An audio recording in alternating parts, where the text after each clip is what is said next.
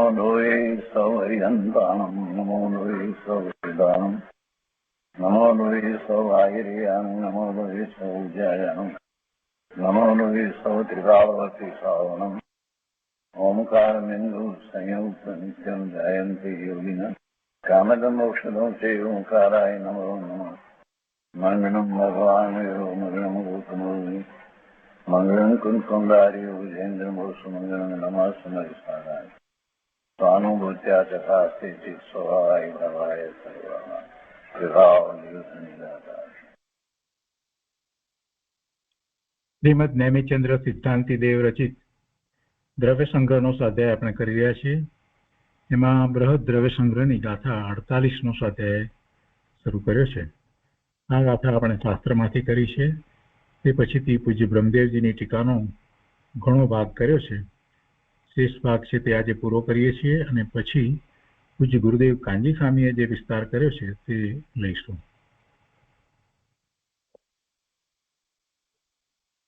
અડતાલીસમી ગાથામાં ધ્યાનમાં લીન થવાનો ઉપાય એ રીતે શાસ્ત્રમાં વાત કરી અને એના અન્વયાર્થમાં એમ કહ્યું કે જો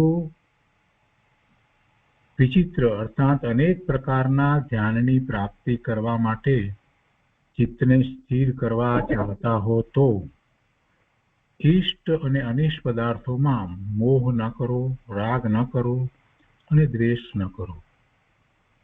અને એ જ વાતને પૂજ્ય બ્રહ્મદેવજીએ લક્ષણ તરીકે લીધું, યોગ્યતા તરીકે લીધું અને એમણે એનો અર્થ એ રીતે કર્યો. અર્થમાં એ વાતને એટલે ગાથાના અર્થની અંદર એ રીતે વાતને એમણે લીધી કે જો તમે અનેક પ્રકારના અથવા તો વિચિત્ર એટલે વિકલ્પ જાળ રહિત ધ્યાનની સિદ્ધિ, નિર્વિકલ્પ ધ્યાનની સિદ્ધિ માટે ચિત્તને સ્થિર કરવા ઈચ્છતા હો તો ઇષ્ટ અને અનિષ્ટ ઇન્દ્રિય વિષયોમાં મોહ, રાગ અને દ્વેષ ન કરો. અને તે પછીથી ટીકાની અંદર એમણે એનો વિસ્તાર લીધો. ઇષ્ટ અને અનિષ્ટની વાત પણ સમજાવી. ખરેખર વસ્તુ ઇષ્ટ કે અનિષ્ટ નથી એ. અને ત્યાર પછીથી ધ્યાન, 4 પ્રકારના ધ્યાન, આર્ત ધ્યાન, રૌદ્ર ધ્યાન, ધર્મ ધ્યાન અને શુક્લ ધ્યાન. તો એ 4 પ્રકારના ધ્યાનનું એમણે સારી રીતે વર્ણન કર્યું. અને તે પછીથી હવે જે છેલ્લી વાત બાકી રહી છે, એક પ્રશ્ન, એ આપણે અત્યારે લઈએ છીએ.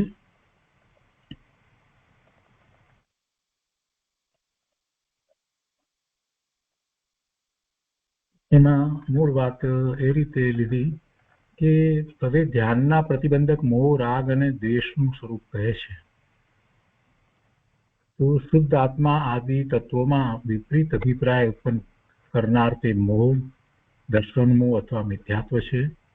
નિર્વિકાર સ્વ સંવેદન જેનું લક્ષણ છે, નિર્વિકાર સ્વ સંવેદન જેનું લક્ષણ છે એવા વિતરાગ ચારિત્રને ઢાંકનાર ચારિત્ર મોહ તે રાગ દ્વેષ કહેવાય છે. અને પછી પ્રશ્ન થયો કે ચારિત્ર મોહ શબ્દથી રાગ દ્વેષ કેવી રીતે કહેવાય છે? તો એના ઉત્તરમાં કહ્યું કે કષાયોમાં ક્રોધ અને માન એ 2 દ્વેષના અંશ છે. રાગ દ્વેષ, એમ દ્વેષ કહીએ તો દ્વેષની અંદર ક્રોધ અને માન આવે અને રાગમાં માયા અને લોભ આવે છે. એટલે અને માયા અને લોભ એ 2 રાગના અંશ છે. આ ઉપરાંત જે 9 પ્રકારના 9 કષાય કહેવામાં આવે છે, તો એમાંથી સ્ત્રીવેદ, પુરુષવેદ, નપુંસકવેદ એ 3 અને હાસ્ય અને રતિ એમ 2, એટલે 5 જે છે એ 5 રાગની અંદર જાય છે. એટલે રાગમાં માયા, લોભ ઉપરાંત આ 5 અને આ જે 9 કષાય જે કહ્યા એમાં એ 5 સિવાયના જે બાકીના જે 4 રહ્યા, અરતિ, શોક, ભય અને જુગુપ્સા, એ 4 એ દ્વેષમાં જાય છે. દ્વેષમાં ક્રોધ અને માનની સાથે જાય છે. અને એ વિસ્તાર થયો. હવે અહીંયાથી આગળ આપણે લઈએ છીએ કે અહીં શિષ્ય પૂછે છે કે રાગ દ્વેષ આદિ કર્મજનિત છે કે જીવજનિત છે? તેનો ઉત્તર, સ્ત્રી અને પુરુષ એ બંનેના સંયોગથી ઉત્પન્ન થતા પુત્રની જેમ. એક દાખલો. બીજું ઉદાહરણ આપ્યું છે, ચૂનો અને હળદરના મિશ્રણથી ઉત્પન્ન થતા વર્ણ વિશેષ, એટલે બીજો રંગ બને, લાલ રંગ થાય છે, તે વર્ણ વિશેષની જેમ. આ બે ઉદાહરણ દ્વારા કહે છે કે રાગ દ્વેષ આદિ જીવ અને કર્મ એ બંનેના સંયોગજનિત છે. એ બંનેના સંયોગજનિત છે. હવે સંયોગજનિત જ્યારે વાત કરી છે તો એક અહીંયા સ્પષ્ટતા કરવામાં આવી છે કે ખરેખર સંયોગ થતો નથી. નિશ્ચયથી વિચાર કરીએ તો બે દ્રવ્યો ભેગા મળીને કાંઈ કાર્ય કદી કરી શકે નહીં. બે દ્રવ્ય ભેગા મળીને કોઈ કાર્ય કરે એવું બનતું નથી, કે એક દ્રવ્ય દ્વારા બે પ્રકારના કાર્ય થાય એવું પણ નથી. નિમિત્ત અને ઉપાદાનની અંદર એ વાત આપણે બરાબર સમજ્યા છીએ. એટલે એવું તો વસ્તુ સ્વરૂપ નથી. પણ જીવના ક્ષણિક અશુદ્ધ ઉપાદાને પર નિમિત્ત એવા કર્મનો આશ્રય લીધો છે. ક્ષણિક ઉપાદાન કારણ લેવાનું છે એટલે એ વખતની જીવની તત્કાલિક યોગ્યતા. જીવનું ક્ષણિક અશુદ્ધ ઉપાદાન, શુદ્ધ ઉપાદાન ત્રિકાળ તો શુદ્ધ જ છે, પણ ક્ષણિક ઉપાદાન જે અશુદ્ધ છે એ યોગ્યતા રૂપ છે, એમાં એને પરનું લક્ષ છે. તો કે છે કે જીવના ક્ષણિક અશુદ્ધ ઉપાદાને પર નિમિત્ત એવા કર્મનો આશ્રય લીધો છે. તેથી તે પર આશ્રિત ભાવ છે એમ અહીં બતાવ્યું છે. અને તેનો આશય ખરેખર તો પર આશ્રિત ભાવ છોડાવવાનો છે. એટલે પર આશ્રિત ભાવ છોડી આત્મ આશ્રિત ભાવ પ્રગટ કરાવવાનો છે. એટલે અહીંયા બેની વાત જે ઉપર લેવામાં આવી, સંયોગની વાત લેવામાં આવી, તો સંયોગ એટલે જે અહીંયા ક્ષણિક અશુદ્ધ ઉપાદાન અને જે પર નિમિત્ત એ બે ને લઈ અને જે થાય છે એમ જે કહેવામાં આવ્યું છે, તો ખરેખર તો એમાં વસ્તુ સ્વરૂપ તો એવું નથી. કેમ કે બે દ્રવ્ય જુદા ન થાય. નિમિત્ત હંમેશા જુદું દ્રવ્ય હોય. નિમિત્ત જુદું દ્રવ્ય હોય. ઉપાદાન કારણ જે છે અને નિમિત્ત કારણ, તો એમાં નિમિત્ત કારણ તરીકે બીજું દ્રવ્ય હોય, ને ઉપાદાન કારણ છે તો એ મૂળ કારણ છે. અને પરિણામ જે છે એ પરિણામમાં પેલું ઉપાદાનનું જે દ્રવ્ય જે છે એ જ વ્યાપે. નિમિત્ત દ્રવ્ય જુદું છે એ વ્યાપતું નથી. એટલે ખરેખર તો બે દ્રવ્ય ભેગા થઈને કાર્ય થતું નથી. ઉપાદાન કારણ જે છે એનું જે દ્રવ્ય જે છે એ પ્રમાણે જ એ નૈમિતિક એટલે કે એવી નવી પર્યાય થાય છે. અને એમાં એ ઉપાદાન કારણમાં પછી અહીંયા તો વાત એવી રીતે બતાવવી છે કે જીવનું ઉપાદાન કારણ લીધું તો જીવને ત્રિકાળ ઉપાદાન કારણ તરીકે તો એનું શુદ્ધ સ્વરૂપ છે, પણ ક્ષણિક ઉપાદાન કારણ તરીકે એની તે સમયની યોગ્યતા, તત્કાલીન યોગ્યતા, તે સમયે જે યોગ્યતા છે તે ક્ષણિક ઉપાદાન કારણ છે. અને એમાં એને પરનું લક્ષ છે તો એ ક્ષણિક અશુદ્ધ ઉપાદાન કારણ થયું. અને એ ક્ષણિક અશુદ્ધ ઉપાદાન કારણ જે છે એ વખતે જે કાર્ય થાય છે તો એ કાર્ય થતી વખતે ત્યાં જે બીજું દ્રવ્ય જે છે એને નિમિત્ત કહેવામાં આવે છે કે જે અનુકૂળ છે, એટલે પર નિમિત્ત. તો શુદ્ધ ઉપાદાનને પર નિમિત્ત એવા કર્મનો આશ્રય લીધો એમ વ્યવહારથી કહેવામાં આવે. ખરેખર એનો આશ્રય લેતું નથી. અને એ અપેક્ષાથી એમ પણ કહેવામાં આવ્યું કે બે ભેગા મળીને આ કાર્ય થાય છે, પણ બે દ્રવ્ય ભેગા મળીને કાર્ય થતું નથી. પણ એમાં દર્શાવવું એ છે, ખરેખર તો એ દર્શાવવું છે કે જ્યારે એવું કાર્ય થયું, અશુદ્ધ ઉપાદાન હતું, તે વખતે નિમિત્ત શું હતું એનું જ્ઞાન કરાવવું છે. અને એવા નિમિત્તનું લક્ષ છોડાવવું છે. એટલા માટે એ રીતે વાત કરવામાં આવતી હોય છે. અહીંયા જરાક વ્યવહારની અપેક્ષાથી આખો વિસ્તાર કરવામાં આવ્યો છે. તો અહીંયા એ વાત કરે છે, ઉદાહરણ આપી અને સ્ત્રી પુરુષનું ઉદાહરણ આપીને વાત કરી, અથવા તો બીજી રીતે ચૂનો અને હળદરના મિશ્રણથી જે લાલ રંગ થયો તેની વાત લીધી. 2 ઉદાહરણ લઈ અને પછી કહે છે કે એવી રીતે રાગ દ્વેષ જે છે તે રાગ દ્વેષ આદિ એ કસાય એ જીવ અને કર્મ એ બંનેના સંયોગજનિત છે. એટલે કર્મ જે છે એ કર્મનો ઉદય, એ કર્મના ઉદય ને નિમિત્ત કહેવામાં આવ્યું અને એનો આશ્રય જ્યારે જીવ કરે છે તો એ વખતે એનું ઉપાદાન છે તે અશુદ્ધ ઉપાદાન છે.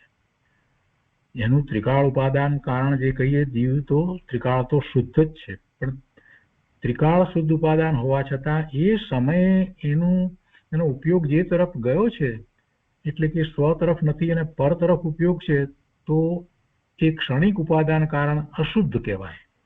તો એ વખતે એ જીવનો ઉપયોગ કર્મના ઉદય તરફ વળ્યો છે તો એ ક્ષણિક ઉપાદાન કારણ છે અને એમાં જે તરફ ઉપયોગ વળ્યો છે કર્મના ઉદય તરફ તો એ બે નો સંયોગ એમ અહીંયા સંયોગ કહેવામાં આવ્યો છે. એટલે કહે છે કે જેમ રાગ દ્વેષ આદિ જીવ અને કર્મ એ બંનેના સંયોગજનિત છે, આ રીતે સંયોગજનિત કહેવામાં આવ્યા.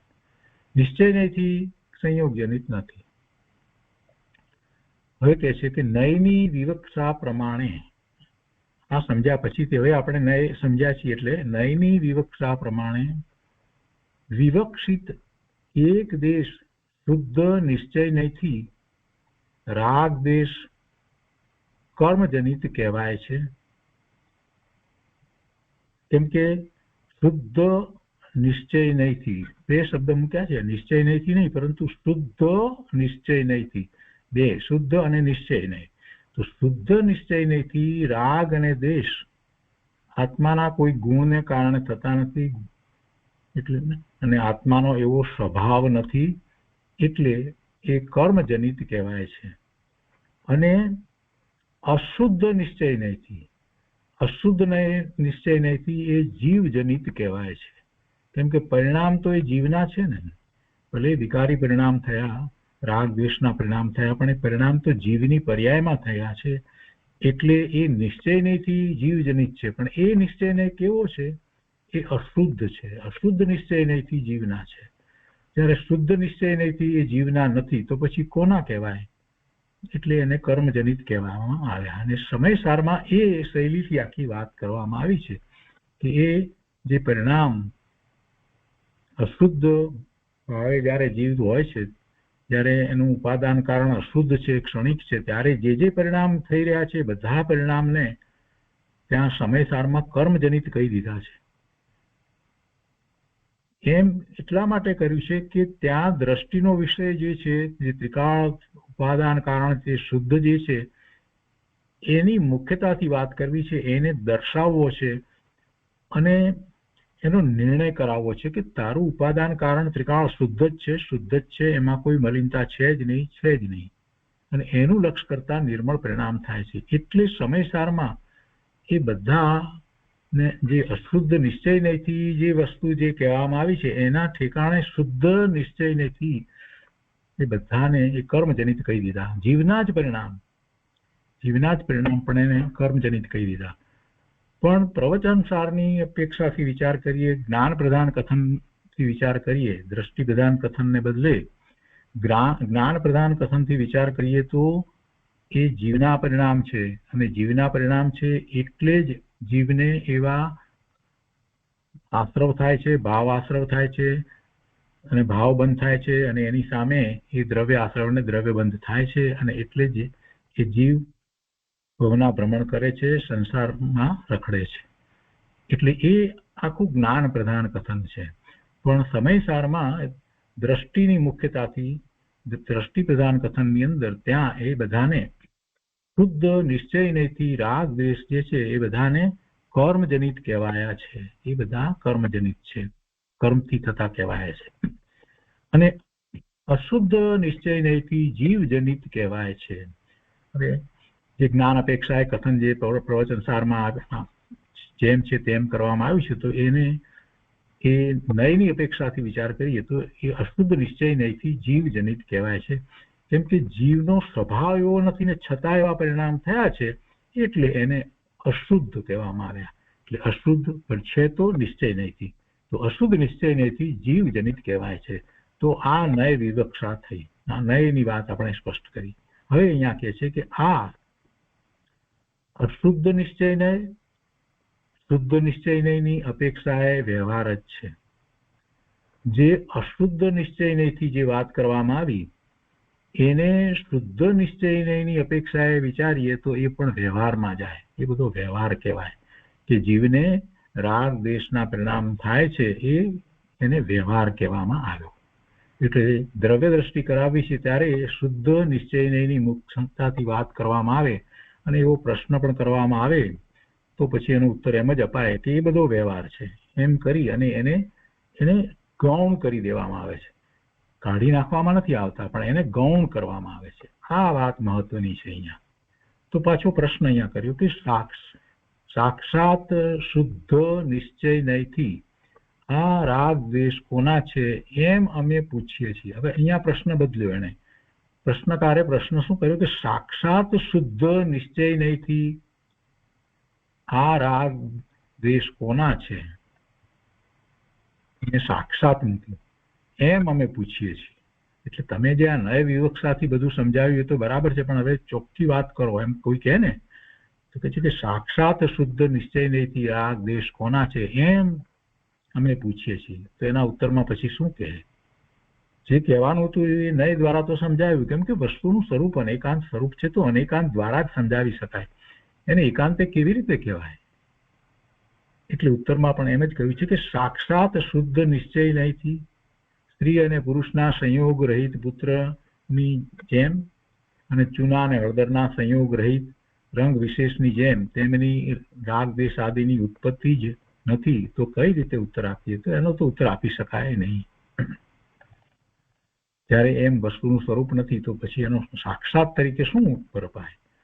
હવે અહીંયા આગળ કહે છે કે આ રીતે આ મૂળ ગાથાની અંદર તો ધ્યાનની વાત આવી કે જે ધ્યાન કરવાનું છે, વિવિધ પ્રકારે જે ધ્યાન કરવાનું છે તો એ ધ્યાન કરનાર ધ્યાતા એ શું કરવું જોઈએ, રાગ દ્વેષ મોહને છોડવા જોઈએ, એ જે વાત કરવામાં આવી તો એની અહીંયા સમાલોચના કરે છે કે એ રીતે ધ્યાતાના વ્યાખ્યાનની મુખ્યતાથી તેના આશ્રય વિચિત્ર ધ્યાનના કથન દ્વારા આ ગાથા પૂરી થઈ. હવે આ ગાથા ઉપર પૂજ્ય ગુરુદેવ કાજી સ્વામીએ જે વિસ્તાર કર્યો છે તે આપણે લઈએ. બૃહદ દ્રવ્ય સંગ્રહ પ્રવચન ભાગ બીજો, પાના નંબર 183. કોઈ નથી ઘરમાં કે નથી.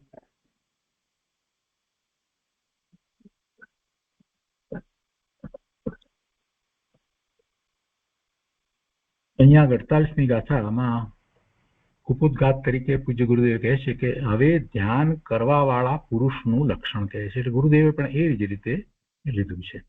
ધ્યાન કરવા વાળા પુરુષનું લક્ષણ, યોગ્યતા, પાત્રતા. ગાથા ભાવાર્થમાં કહે છે કે હે ભવ્યજનો, જો તમે નાના એટલે અનેક પ્રકારના ધ્યાન અથવા વિકલ્પ રહિત ધ્યાનની સિદ્ધિને માટે, બે વાત લીધી, અનેક પ્રકારના ધ્યાન અથવા વિકલ્પ રહિત ધ્યાનની સિદ્ધિને માટે ચિત્તને સ્થિર કરવા માંગતા હો તો ઈષ્ટ તથા અનિષ્ટ રૂપ જે ઇન્દ્રિયના વિષયો છે તેમાં મોહ રાગ દ્વેષ ન કરો. ગુરુદેવ કહે છે કે આ ગાથા એટલે કે 48મી ગાથા અને 56મી ગાથા દ્રવ્ય સંગ્રહની, બૃહદ દ્રવ્ય સંગ્રહની 48મી અને 56મી ગાથા કૃપાળુદેવ શ્રીમદ રાજચંદ્રજી પોતે જ્યારે ઈડરના પહાડમાં ધ્યાન કરવા જતા ત્યારે વારંવાર બોલતા. આ બે ગાથા મહત્વની છે અને કૃપાળુદેવ પણ એ વારંવાર બોલતા એટલે એના ભાવમાં રહેતા. હે ભવ્યજનો, ધ્યાન કરો એમ કહ્યું એનો અર્થ એ છે કે ઉપદેશક શ્રોતાને ઉપદેશ કરે છે, ધ્યાન કરો માટે ઉપદેશક અને શ્રોતા સિદ્ધ થાય છે. કેમ કે ધ્યાન કરો જ્યારે કહેવામાં આવ્યું તો સામે કોઈ કરનાર હોય ત્યારે કહેવામાં આવે ને, એટલે બે સિદ્ધ થાય છે. એક ધ્યાન કરો તે એના ઉપદેશક છે અને સામે જેને કહે છે તે શ્રોતા છે. એટલે પહેલા તો ગુરુદેવ બેને સિદ્ધ કરે છે અહીંયા કે ઉપદેશક શ્રોતાને ઉપદેશ કરે છે, માટે ઉપદેશક અને શ્રોતા સિદ્ધ થાય છે. ઉપદેશક પણ છે અને શ્રોતા પણ છે. શ્રોતા વક્તા છે, સાંભળનાર છે.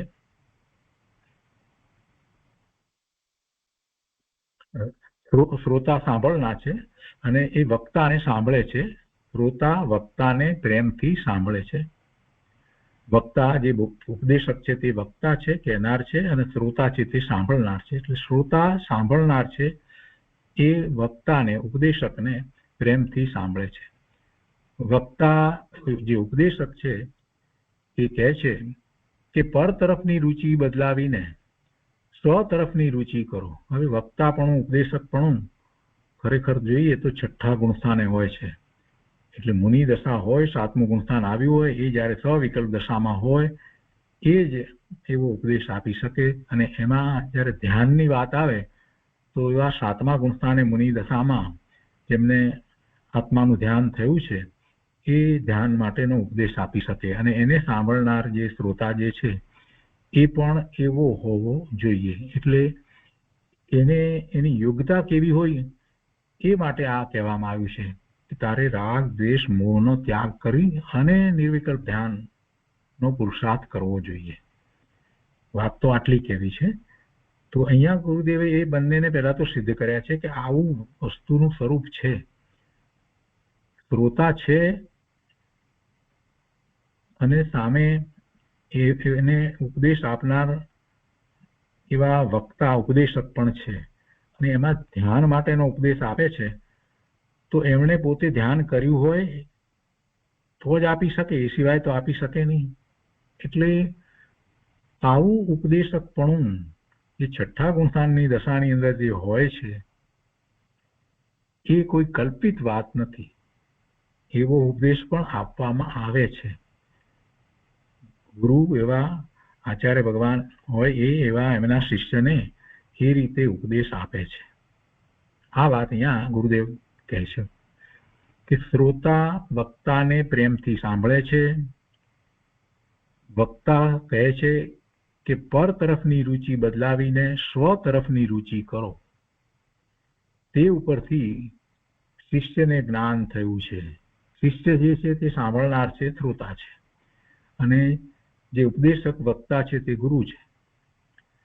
તે ઉપરથી શિષ્યને જ્ઞાન થયું છે કે પર ચીજો છે તે તરફનું ધ્યાન મૂંડું છે. એટલે પર ચીજો છે એ પણ અહીંયા સિદ્ધ થઈ જાય છે.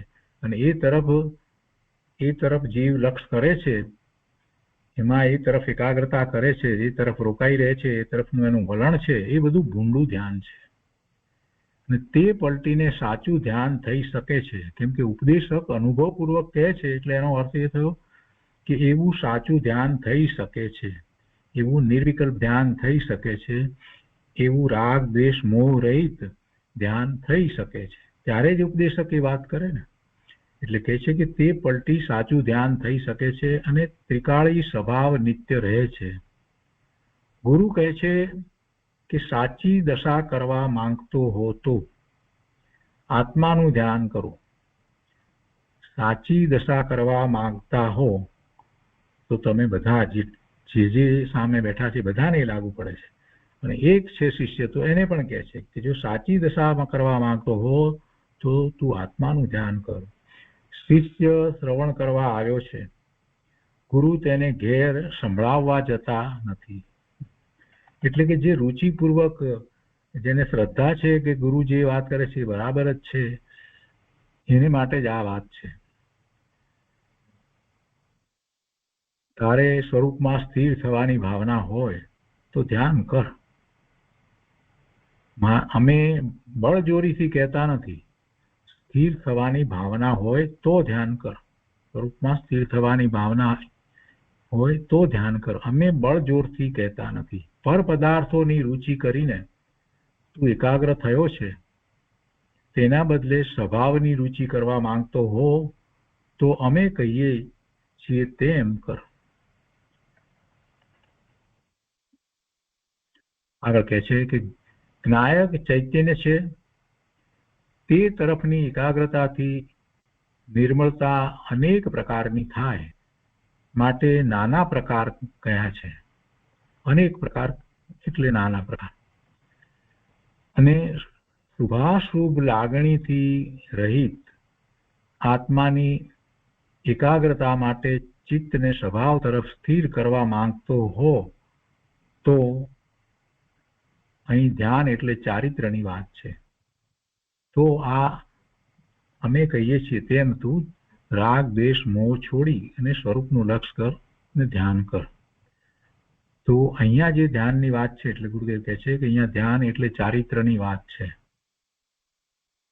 આત્મા જ્ઞાયક છે એવું ભાન છે, તેને પર તરફની રાગની લાગણી છોડો એમ કહ્યું તે ઉપદેશનું વાક્ય છે. સ્વભાવમાં સ્થિરતા થતા રાગ છૂટી જાય છે. હવે ગુરુદેવ બીજી વાત કરે છે કે ઉપદેશના વાક્ય આવા હોય છે અને એવો જ નિમિત્ત નૈમિત્તિક સંબંધ હોય છે. જ્યારે પેલાને એવો પુરુષાર્થ ઉપડવાનો છે તો ત્યારે એને એવા ઉપદેશના વાક્ય જે છે એ નિમિત્ત કારણ થાય છે. વાસ્તવમાં તો એનો જ એવો પુરુષાર્થ હોય છે. એટલે કહે છે કે સ્વભાવમાં સ્થિરતા થતા રાગ છૂટી જાય છે. પેલો ઉપદેશ આપ્યો રાગ છોડો, મોહ છોડો, દ્વેષ છોડો, આ બધો એને એમ કઈ છોડી શકાતો નથી. સ્વભાવમાં સ્થિરતા થતા રાગ છૂટી જાય છે અને એ પણ એ ઉપદેશ આપવાથી છૂટતો નથી પરંતુ પોતાના પુરુષાર્થથી છૂટે છે. તો પુરુષાર્થ સ્વભાવમાં સ્થિરતાનો હોય છે. આગળ કહે છે વિષયો તો જ્ઞેય છે પણ વિષયો રાગના નિમિત્તો છે. રાગ થવામાં એ નિમિત્ત કારણ થાય છે વિષયો. તેથી પરદ્રવ્ય પ્રત્યે રાગ દ્વેષ મોહ ન કરો એમ કહ્યું છે. એટલે કે સ્વભાવની દ્રષ્ટિ કરતા મોહનો અભાવ થાય છે અને સ્થિરતા કરતા રાગ દ્વેષનો અભાવ થાય છે. સ્વભાવની દ્રષ્ટિ કરતા મોહનો અભાવ થાય છે અને પછી સ્વભાવમાં સ્થિરતા કરતા રાગ દ્વેષનો અભાવ થાય છે.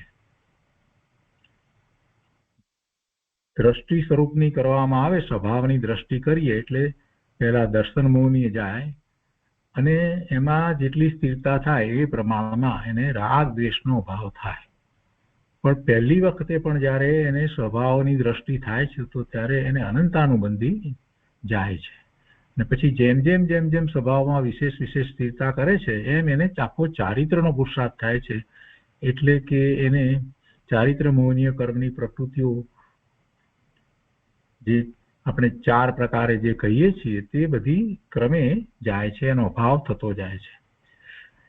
5 ઇન્દ્રિયો તરફનો ને પુણ્ય પાપ તરફનો ઝુકાવ છે તે બતાવી તે તરફની રુચિ છોડ અને સ્વરૂપની સાવધાનીમાં રહો એમ કહે છે.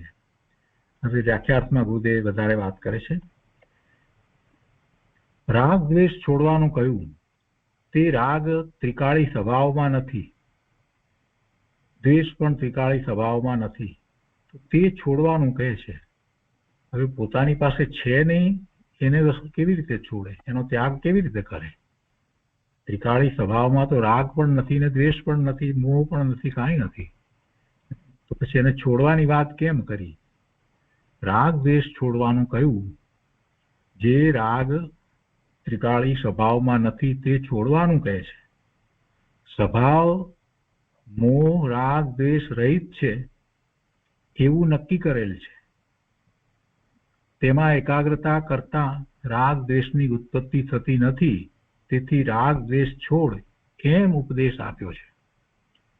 સ્વભાવમાં નથી અને રાગ દ્વેષ મોહ છોડવાનું કહ્યું તો કોઈ એને એકાંતે અથવા તો નિશ્ચય આભાસી હોય એમ લઈ લે કે મારા સ્વભાવમાં રાગ દ્વેષ મોહ તો છે જ નહીં, એટલે મારે તો કાંઈ છોડવાનો પ્રશ્ન જ નથી, મારામાં એ છે જ નહીં.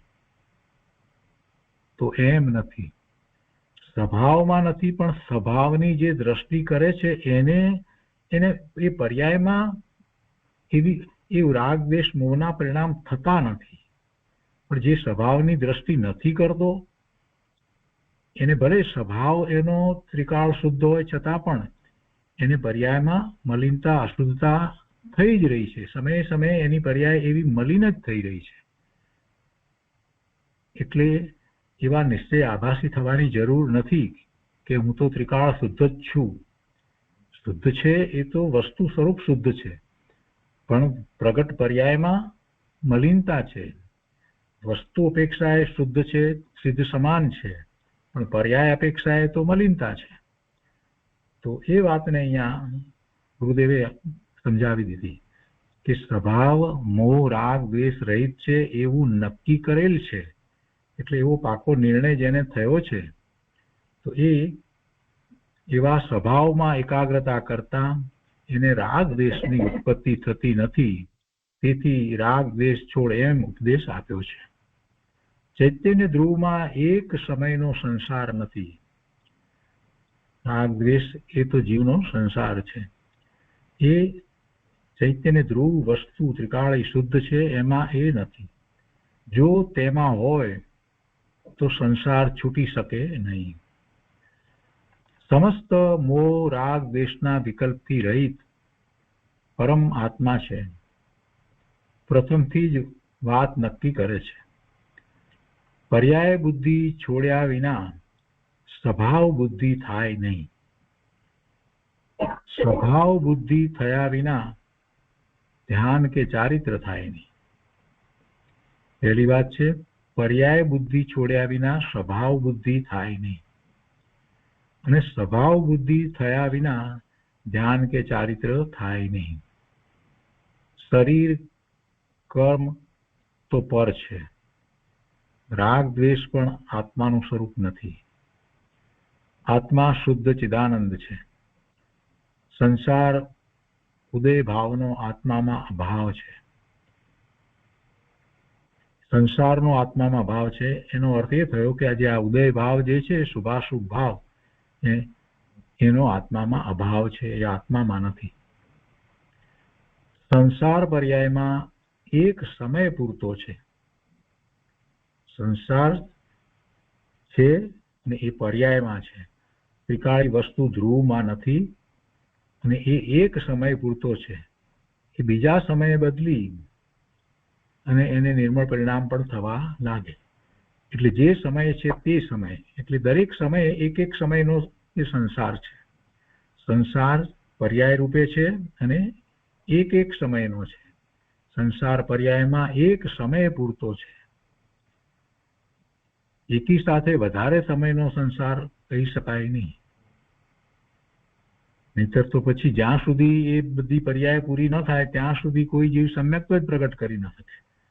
એટલે દરેક સમય જે છે એ એક એક સમય જે છે એ પર્યાય છે. એ એક એક સમયની પર્યાય જે છે એ સંસાર છે. બીજા સમય પર પણ પાછો એવો જ સંસાર, ત્રીજા સમય, ચોથા સમય એમ લેવાય. અને એટલે જ એ ગમે ત્યારે એને સમ્યક દર્શન થઈ શકે. તો સંસાર પર્યાયમાં એક સમય પૂરતો છે, ત્રિકાળમાં નથી. બીજી વાત એ પણ સાથે કે એ પર્યાયમાં છે અને એ ત્રિકાળી વસ્તુમાં નથી. તે ત્રિકાળ સ્વભાવના આશ્રય ઉદય ભાવનો અભાવ થઈ શકે છે. ત્રિકાળ સ્વભાવના આશ્રય એટલે ઉપયોગ ત્રિકાળી વસ્તુ તરફ વળે છે, તો જે કર્મના ઉદય જે છે એ તરફ ઉપયોગ જતો નથી, એટલે ઉદય ભાવનો અભાવ થાય છે. એટલે કે એવા ઔદયિક ભાવ થતા નથી.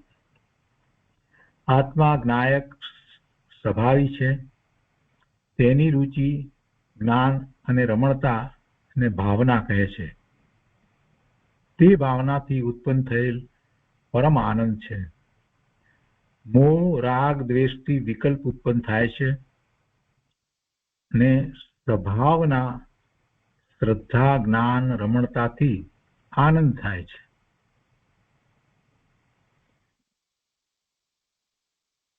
મોહ રાગ દ્વેષથી વિકલ્પ ઉત્પન્ન થાય છે અને સ્વભાવના શ્રદ્ધા જ્ઞાન રમણતાથી આનંદ થાય છે.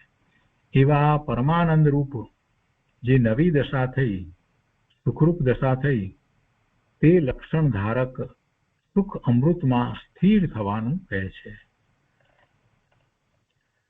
આગળ કહે છે કે દિગંબર મુનિઓની એક એક ગાથામાં 12 અંગ અને 14 પૂર્વનું રહસ્ય રહેલું છે. સ્વભાવમાં મોહ રાગ દ્વેષ નથી એવા આત્માની સ્થિરતાથી પરમ કળા ઉત્પન્ન થયેલ છે. શું કહે છે? પુરુષાર્થ જે કરવામાં આવ્યો, આત્માનું લક્ષ્ય કરવામાં આવ્યો અને એમાં સ્થિરતા કરવામાં આવી, એનાથી પરમ કળા ઉત્પન્ન થઈ છે. અને એ પરમ કળા છે એ જ શાશ્વત સુખનું કારણ થવાનું કારણ છે. શું કહે છે કે સ્વભાવમાં મોહ રાગ દ્વેષ નથી એવા આત્માની સ્થિરતાથી પરમ કળા ઉત્પન્ન થયેલ છે. જગતની કળા, વિજ્ઞાનની કળા એ બધું તો શૂન્ય છે, દુઃખદાયક છે. આત્માની ભાવના કહો, પરમ આનંદ કહો, પરમ કળા કહો, એક જ છે. પરમ કળા અથવા પરમ સંવિતિ એટલે આત્માના સાક્ષાત્કારમાં, આત્માના અનુભવમાં સ્થિર રહીને મોહ રાગ દ્વેષને છોડી દેજો. એ ઉપદેશનું વાક્ય છે.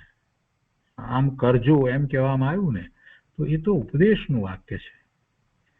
ખરેખર તો એ થાય છે, કેવી રીતે થાય છે કે આત્માનું લક્ષ્ય કરતા થાય છે. એટલે ખરેખર તો ઉપદેશમાં પણ એમ જ કહેવું છે કે તું આત્માનું લક્ષ્ય કર. પણ પેલો બહારમાં જ્યાં સુધી રોકાયો છે તો એને એ સમજાવવું પડે છે કે તું બહારમાં જ્યાં રોકાય છે ત્યાંથી ઉપયોગને ફેરવ અને સ્વ તરફ વાળ. એટલે એમ કહેવામાં આવ્યું છે. આત્મા પોતે જ્ઞાન સ્વભાવી છે. રાગ મન ઇન્દ્રિયના અવલંબન વિના અસંગ તત્વને સ્વયં પ્રત્યક્ષ કર્યા વિના, જ્ઞાન પ્રત્યક્ષ વિના આ ચીજ છે અને આ ચીજ આમ થઈ રહી છે તે જાણશે કોણ? આત્મા જ્ઞાન સ્વભાવી છે, પોતે જ્ઞાન સ્વભાવી છે. રાગ થાય છે પોતાની પર્યાયમાં, એને પણ આત્મા જાણે છે. રાગ મન ઇન્દ્રિયના અવલંબન વિના અસંગ તત્વને સ્વયં પ્રત્યક્ષ કર્યા વિના, એટલે કે અસંગ તત્વ, જે અસંગ વિનાનું જે તત્વ એટલે પોતાનું સ્વરૂપ, એને પ્રત્યક્ષ કર્યા વિના, જ્ઞાન પ્રત્યક્ષ વિના આ ચીજ છે અને આ ચીજ આમ થઈ રહી છે તે જાણશે કોણ? એટલે જ્ઞાન જ ખરેખર એને જાણે છે. એ જ્ઞાનને અહીંયા પ્રત્યક્ષ કહેવામાં આવ્યું છે કે એ જ્ઞાનનું પરિણમન તો સતત થાય છે, એ બધાને જાણે છે. માટે પરમ કળા આત્માની સંવિતિને લીધે છે. જે કળાથી કેવળ જ્ઞાન ખીલે, જે સંવિતિથી કેવળ જ્ઞાનનો સાક્ષાત્કાર થાય, તેમાં તત્પર થા.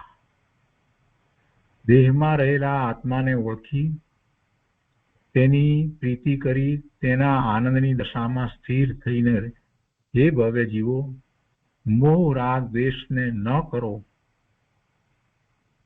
બહારના પદાર્થો છૂટવાથી મોહ રાગ દ્વેષ છૂટતા નથી.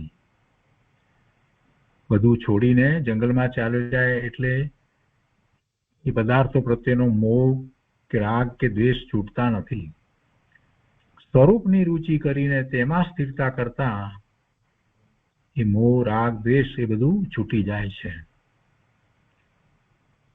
પદાર્થો ખરેખર મોહ રાગ દ્વેષનું કારણ નથી, એને નિમિત્ત કારણ કહેવાય. પણ એવા સંયોગો હોય, એવા પદાર્થોના સંયોગો હોય, તે છતાં પણ જ્ઞાની ધર્મીને એનું લક્ષ્ય નથી કરતો તો એને રાગ થતો નથી. અહીંયા કહે છે કે તું શાંતિ અને આનંદ લેવા માંગે છે તો તારો સ્વભાવ શાંતિ અને આનંદથી ભરેલો છે. તેમાં જો, એમાં દ્રષ્ટિ કર, એનું લક્ષ્ય કર. પર સન્મુખતાના જે ભાવો જીવને થઈ રહ્યા છે ને, તો એ ત્યાંથી પરાંગમુખ થાય અને સ્વ તરફ વળે, એમ કહેવું છે. એટલે કહે છે કે પર સન્મુખના ભાવો પર સન્મુખ થયો છે ત્યારે જે ભાવ થાય છે તે દયા દાન આદિના ભાવો છે અને એવા ભાવોમાં શાંતિ નથી. એ શુભ હોય તો પણ એમાં શાંતિ નથી. માટે પરમાં રાગ દ્વેષ ન કરો. હીરા મોતી ફૂલની માળા સ્ત્રી ચંદન વગેરે જે શાસ્ત્રમાં કહેવામાં આવ્યા છે બધા વગેરે રાગના નિમિત્તો છે. તેમાં રાગ ન કર અને સ્વભાવમાં ઠર. સર્પ ઝેર કાંટા શત્રુ રોગ વગેરે દ્વેષના નિમિત્ત છે તો એનું પણ લક્ષ થોડું. ખાધેલી ચીજમાં ઝેર છે એમ સાંભળતા દ્વેષ થાય છે. જો કેટલાક ઉદાહરણ દ્વારા ગુરુદેવ વાતને વધારે સ્પષ્ટ કરે છે કે ખાધેલી ચીજમાં ઝેર છે એમ સાંભળતા દ્વેષ થાય છે. ઉઘાડે પગે ચાલતો હોય અને કાંટો લાગી જાય તો અનિષ્ટ માની દ્વેષ કરે છે તો તે દ્વેષ કરાવતું નથી. માટે તે તરફનો દ્વેષ છોડ. એ પદાર્થ કઈ દ્વેષ કરાવતું નથી. અજ્ઞાની જીવ રાગના કારણે ઇષ્ટ માને છે અને દ્વેષને કારણે અનિષ્ટ માને છે. તેથી રાગ દ્વેષ છોડ એમ કહે છે. કોઈ પણ પદાર્થ છે એને રાગને લીધે એમાં એ ઇષ્ટપણું માને કે અનિષ્ટપણું માને એ અજ્ઞાન છે. અને એ અજ્ઞાન જાય અને વિવેક સાચો થાય શું ખરેખર પોતાને ઈષ્ટ છે ને શું અનિષ્ટ છે ત્યારે એનું લક્ષ છોડે છે. પણ એ લક્ષ છોડવા માટે એનો ઉપયોગ પછી ક્યાં જશે તો કે સ્વરૂપ તરફ ઉપયોગ જશે તો રાગ દ્વેષ છૂટશે. આગળ કહે છે વિકલ્પ રહિત નિજ પરમાત્મા જ્ઞાયક છે. તેમાં સ્થિર થવા માંગતા હો તો રાગ દ્વેષને છોડો. સ્થિર થવાનું કારણ અનેક પ્રકારનું ધ્યાન છે. થોડી લીનતા વિશેષ લીનતા એમ નિર્મળતાના ભેદ ઘણા છે માટે અનેક પ્રકાર કયા છે. નાના પ્રકાર એમ હતો ને શબ્દ એટલે એનો અર્થ કર્યો છે. સ્વરૂપની એકાગ્રતાનો અભ્યાસ કરતા વિચિત્ર ધ્યાનથી વિરુદ્ધ પુણ્ય પાપના વિકલ્પો ઉત્પન્ન થશે નહીં. વિચિત્ર એટલે વિવિધ પ્રકારે જે વાત લેવામાં આવી અને વિચિત્રનો અર્થ બીજો એ કે વિચિત્ત એટલે કે જેમાં રાગ દ્વેષના ભાવો નથી એવું ધ્યાન. તો એવા ધ્યાનથી જે એનાથી વિરુદ્ધ પ્રકારના જે પુણ્ય પાપના વિકલ્પો જે છે જે શુભાશુભ ભાવો જે છે તે ઉત્પન્ન થશે નહીં. ભલે અનેક પ્રકારના ધ્યાનની દશા કહી પણ ત્યાં ધ્યાનમાં ભેદ નથી. અનેક પ્રકારે રાગ રહિત દશા થાય છે એમ અનેક પ્રકારની નિર્મળતાનું જ્ઞાન કરાવ્યું છતાં પણ અનેક પ્રકારની નિર્મળતા રાગનું કારણ થતી નથી. તમે જો ધ્યાનમાં સ્થિર થવા ઈચ્છતા હો તો તે માટે દયા પાળવાનો કે ઉપવાસ કરવાનો વિકલ્પ કારણ નથી. કેમ કે વિકલ્પ છે એ સાથે રહેલો ભાવ તો શુભ ભાવ છે અને જ્યાં સુધી શુભ ભાવમાં છે ત્યાં સુધી ધ્યાન થતું નથી. કેમ કે ધ્યાન તો શુદ્ધ ભાવ છે. ધ્યાન કરવા માંગતા હો, શુક્લ ધ્યાન કરવા માંગતા હો કે કેવળ જ્ઞાન પ્રગટ કરવા માંગતા હો તો તેમાં કોઈ બાહ્ય કારણ નથી. એમાં કોઈ બાહ્ય કારણ નથી. અંતર સ્વભાવની એકાગ્રતા કેવળ જ્ઞાનનું કારણ છે. એમાં પછી બાહ્ય વ્રત તપ વગેરે એ કંઈ કારણ નથી. અંતર સ્વભાવની એકાગ્રતા કેવળ જ્ઞાનનું કારણ છે. પણ નૈમિત્તિક સંબંધ એવો હોય છે કે બહારમાં એને એવા વ્રત તપ વગેરે બધું હોય છે. 7મા ગુણસ્થાને જ્યારે જીવ છે તો એને 6ઠ્ઠા ગુણસ્થાનને યોગ્ય એવું નિર્ગ્રંથ મુનિ પણ બહારમાં હોય છે. 28 મૂળ ગુણ સહિત એવું ચારિત્ર હોય છે. પણ એ કારણ નથી 7મા ગુણસ્થાનનું કે શ્રેણી ચડવા માટેનું એ કારણ નથી. પણ એ હોય જ છે, ન હોય એમ પણ નથી. અહીંયા કહે છે કે સાત્વિક ખોરાક ખાવાથી, બૈરા છોકરા છોડવાથી, જંગલમાં જવાથી આત્મામાં સ્થિર થવાતું નથી. સ્વભાવ તરફ વલણ કરતા એટલે કે સ્વભાવમાં સ્થિર થતા પર તરફની વૃત્તિ છૂટી જાય છે તેથી ધ્યાન થાય છે. પર તરફની વૃત્તિ છૂટી જાય ત્યારે ધ્યાન થાય છે. એટલે કે પર ને હે જ્યારે સમજે છે અને સ્વને ઉપાદેય સમજે છે અને સ્વ તરફ વળે છે તો ધ્યાન થાય છે. હવે આગમ ભાષા અનુસાર ધ્યાનના ભેદ બતાવે છે. એમાં પહેલો ભેદ છે આર્ત ધ્યાન. તો આર્ત ધ્યાનના વિસ્તારમાં કહે છે, આર્ત ધ્યાનના ભેદો એમ કરીને કહે છે તો કઈ રીતે આર્ત ધ્યાન થાય છે. પહેલું, ઈષ્ટ પદાર્થોનો વિયોગ ન થાય. જેને પોતે ઈષ્ટ ગણે છે ને જીવ, તો એ પદાર્થોનો વિયોગ ન થાય તો ઠીક. વાલા દીકરા દીકરી મકાન આદિનો વિયોગ ન થાય તો ઠીક. એવી વિચારણામાં એકાગ્રતા કરવી તે આર્ત ધ્યાન છે.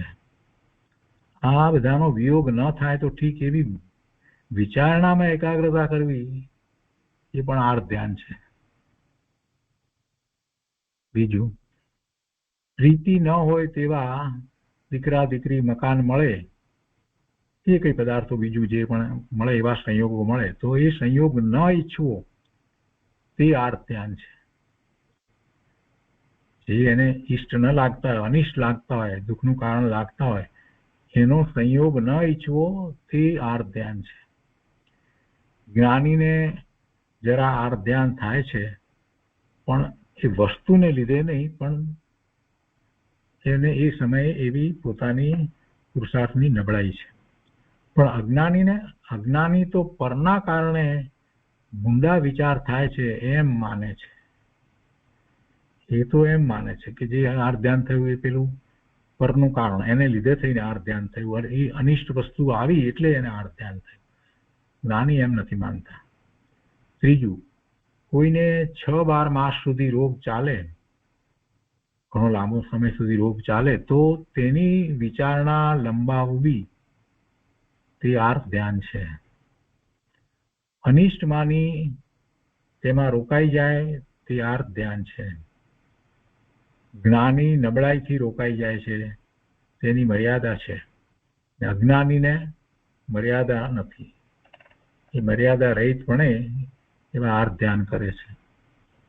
ચોથું, આ તપના કારણે હું સ્વર્ગમાં જાઉં, સતી થઈને પતિને મળું તે આર્ત ધ્યાન છે. અજ્ઞાની સ્ત્રી પતિ પાછળ બળી મરે તે આર્ત ધ્યાન છે. તે બધી ભોગની વાંછા છે. અને વાંછાને માટે તો હવે બહુ મોટી વાત ગુરુદેવ અહીંયા કરે છે કે જગત વલ્લભ થાવું એવું વાસુદેવ નિદાન કરે છે. જગત વલ્લભ થાવું એવું વાસુદેવ નિદાન કરે છે. તેના ફળ સારા નથી. નિદાનમાં ફળ ઓછું આવે. આ પેલા નિદાન કર્યું ને પેલું કે તપના કારણે હું સ્વર્ગમાં જાઉં, એ પણ નિદાન કહેવાય. એવી રીતે સતી સ્ત્રી તો હું સતી થઈ બળી મરી અને પછી પતિને મળવું, એ પણ બધું આર્ત ધ્યાન કહેવાય. તો એ નિદાન છે. તો નિદાન વિશે ગુરુદેવ કહે છે કે નિદાનના ફળ સારા નથી, નિદાનમાં ફળ ઓછું આવે. જગત વલ્લભ થાવું એવું વાસુદેવ નિદાન કરે છે, એટલે પણ એ નિદાન પણ સારું નથી. કોઈ પણ પ્રકારના નિદાન કરવાની તેના ફળ સારા નથી. આ નિદાનની વાત કરી છે. નિદાનમાં ફળ ઓછું આવે, ભલે પુણ્ય બંધાયું હોય પણ તો પણ ફળ ઓછું આવે, ગમે તેટલું કર્યું હોય તો પણ.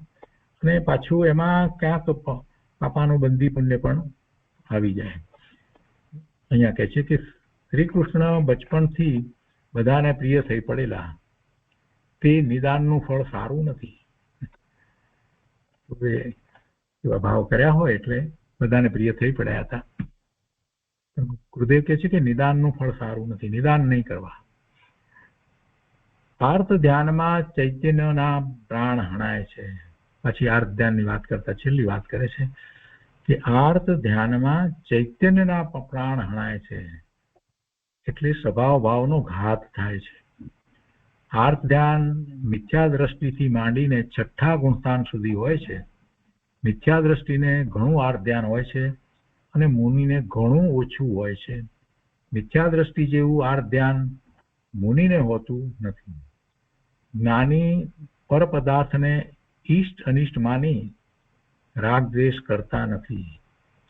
સ્વભાવમાં સ્થિરતા ન થઈ શકે ત્યારે કોઈ વખતે જ આર્ત ધ્યાન હોય છે. જ્ઞાની અને અજ્ઞાનીના આર્ત ધ્યાનમાં ઘણો ફેર છે અને ઘણો ફેર હોય છે.